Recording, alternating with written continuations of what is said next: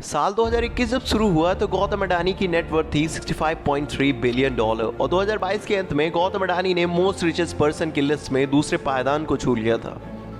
हम शुरू से शुरुआत करते हैं। एक हिंदी फिल्म का बहुत फेमस डायलॉग है कि कोई धंधा छोटा नहीं होता और धंधे से बड़ा तो कोई धर्म नहीं होता।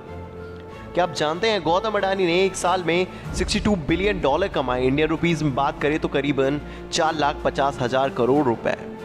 ये कहानी एक ऐसे बंदे की है जिसने 18 साल की उम्र में अपना कॉलेज छोड़ दिया और ट्रेन पकड़कर मुंबई आ गया। जेब में पैसे ज़्यादा नहीं थे लेकिन सपने बड़े थे और मुंबई आने के बाद केवल 3 साल में at the age of 20 Gautam Adani became self made millionaire. इन्होंने अपने करियर की शुरुआत डायमंड ब्रोकर बनकर की और आज अडानी ग्रुप का एम्पायर इंडिया के टॉप एम्पायर में से एक है, जो कि इंडिया का सबसे बड़ा प्राइवेट पोर्ट ओन करते हैं, जिसमें गौतम अडानी के 62% स्टेक्स हैं। यही नहीं, 2014 से 2019 तक गवर्नमेंट्स के 126 कॉन्ट्रैक्ट बिड्स में से 25 कॉन्ट्रैक्ट्स अडानी ग्रुप ने जीते थे।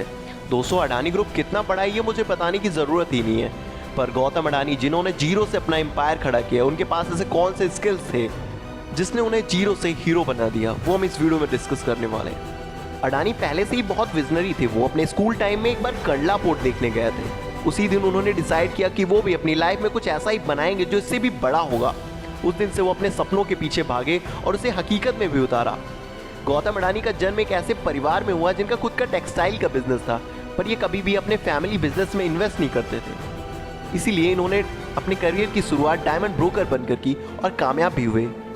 इसके साथ ही एक और स्किल इनमें बहुत ही तगड़ा है, दैट इज निगोशिएशन स्किल। इनके निगोशिएशन स्किल के 2 किस्से बहुत ही फेमस हैं।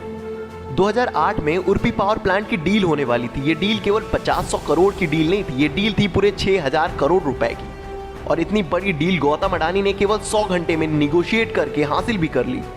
ऐसा एक और इंसिडेंट है India's port rail linkage policy का। बहुत कम लोग जानते हैं, but he is a man behind India's port rail linkage policy. इस पॉलिसी को रियलिटी में लाने के लिए वो नीतीश कुमार से मिले, जो उस टाइम के रेलवे मिनिस्टर थे। इन्होंने उनको कन्विंस किया कि पोर्ट्स को मेन रेलवे लाइन से जोड़ना इंटरनेशनल इंपोर्ट और एक्सपोर्ट के लिए कितना इंपॉर्टेंट है, और इसके बाद पॉलिसी इंप्लीमेंट भी हुई।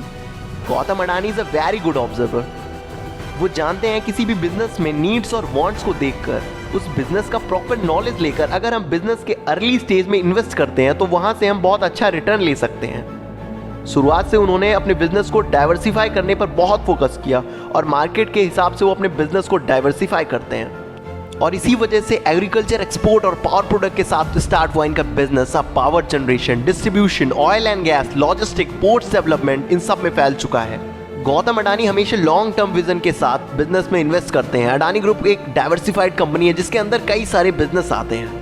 गौतम अडानी जानते हैं बिजनेस को ग्रो करने के लिए डाइवर्सिफिकेशन कितना इंपॉर्टेंट है, और इसी वजह से अपने पोर्ट बिजनेस से मिला हुआ प्रॉफिट उन्होंने अलग अलग बिजनेस में इन्वेस्ट किया और अपने एम्पायर को ग्रो करते गए। Now the most important thing is 2022 में गौतम अडानी का नेटवर्क ऑलमोस्ट 15 टाइम ग्रो हुआ है। 2020 में उनकी नेटवर्थ थी $9 बिलियन, जो कि 2021 में $65.3 बिलियन हो गई, और 2022 में उनकी नेटवर्थ हो गई $136 बिलियन, जिसके साथ ही उन्होंने द रिचेस्ट पर्सन की लिस्ट में दूसरे पायदान को छू लिया। और ये सब हुआ है अडानी ग्रुप के शेयर प्राइस में इंक्रीज होने की वजह से। तो दोस्तों, ऐसी वीडियो को देखने के लिए और हमसे जुड़ने के लिए हमारे चैनल को सब्सक्राइब करें। तो मिलते हैं अगली वीडियो में, तब तक के लिए ओके बाय।